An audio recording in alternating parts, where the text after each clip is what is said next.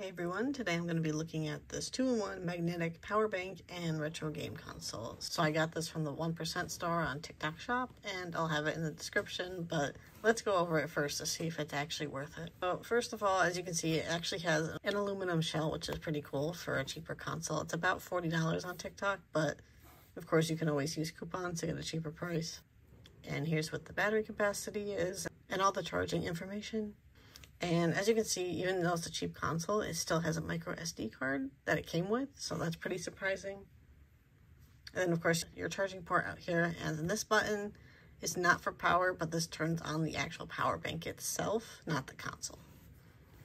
And then this is what the back looks like. This transparent part is definitely plastic and not like glass or anything like that. And then obviously you have the MagSafe part of the power bank. So let's turn it on. So to turn it on, you have to use the on button here and not the one on the top. And the actual console is powered on as well. You also have all these LED lights on the back. And there's 3 different volume settings and then silent mode as well.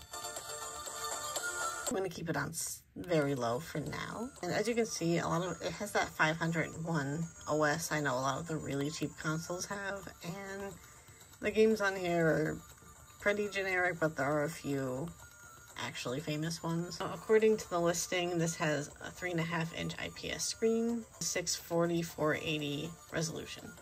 And this does come in 4 colors. There's like a dark gray, a gold, a blue, and then this pink color.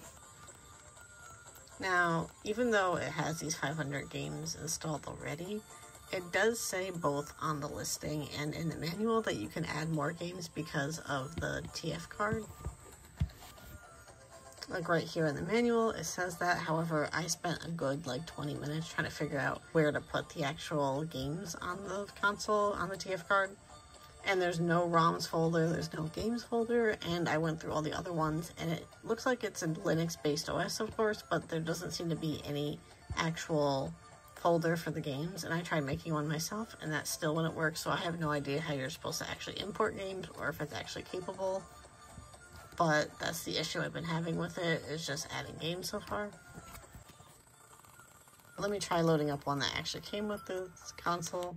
Obviously, because it's a power bank first and a console second, it's not going to be the best performance or D-pad or anything like that. And obviously, we'll do the famous Contra test.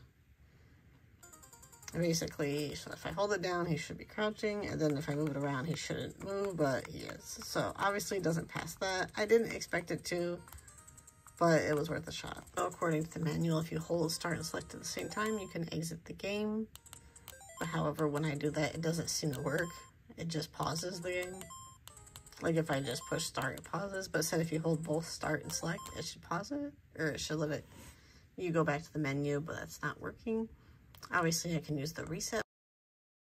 So I absolutely could not figure out how to add my own games. After all the research I did, I found that you're supposed to make your own games folder on the root of the card. Once you do that, you'll be able to play your SD card games. I've noticed it's like a separate menu when you're playing your SD card games. Like I seem to be stuck on the 501 menu, and then there's a separate one for the SD card games. And when it comes to the actual power bank part of it, obviously, like I said, it's MagSafe, so it just attaches to the back of your phone. I started charging it from my completely drained phone battery, and I got to about 60%. Once it got to around 60%, my phone started saying it's going to overheat, so it's not going to resume charging until the phone cools down. So it does get very, very warm, which is kind of a bummer.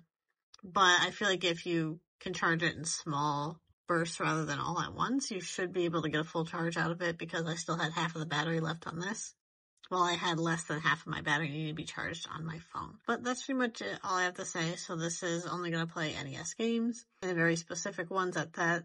If anybody can figure out how to actually access your SD card games, let me know in the comments below. Thank you so much for watching. I'll see you in the next one. Bye-bye.